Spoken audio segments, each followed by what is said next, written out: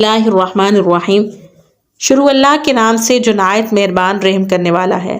ناظرین محترم، حضور غوث اعظم رحمۃ اللہ علیہ کی کرامات میں سے ایک کرامت آپ کے سامنے پیش کرنے جا رہی ہوں، اسی لیے میری آپ سے مؤدبانہ گزارش ہے کہ میرے چینل کو لازمی سبسکرائب کر دیجیے گا اور میری ویڈیو کے ساتھ اینڈ تک بنے رہیے۔ ناظرین محترم، ایک دفعہ حضور غوث اعظم دریا کے کنارے تشریف لے گئے۔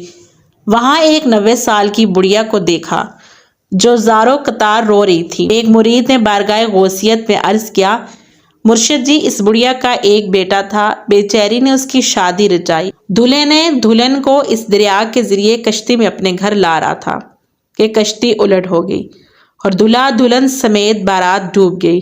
اس واقعہ کو آج 12 سال گزر گئے ہیں، لیکن ماں کا جگر ہے، بیچاری کا غم جاتا نہیں۔ بیچاری روز یہاں آتی ہے اور بارات کو نہ پا کر رو دھو کر چلی جاتی ہے۔ حضور غوث پاک کو اس بڑھیا پر بڑا ترس آیا۔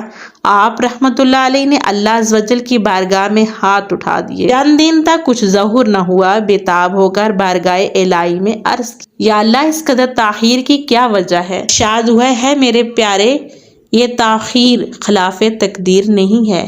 ہم چاہتے تو ایک حکم کل سے زمین و آسمان پیدا کر دیتے، مگر ہم نے اسے 6 دن میں پیدا کیا۔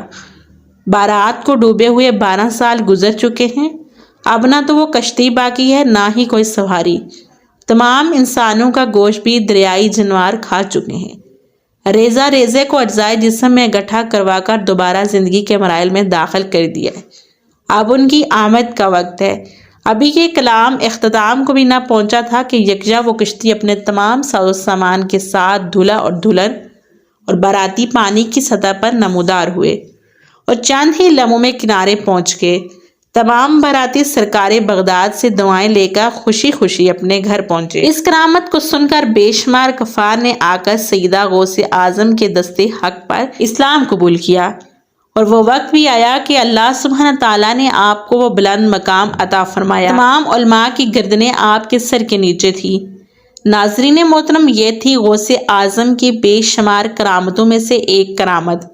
مجھے امید ہے آپ کو سن کر اچھا لگا ہوگا۔ تو ناظرین محترم، میری آپ سے گزارش ہے کہ میرے چینل کو لازمی سبسکرائب کر دیجیے گا۔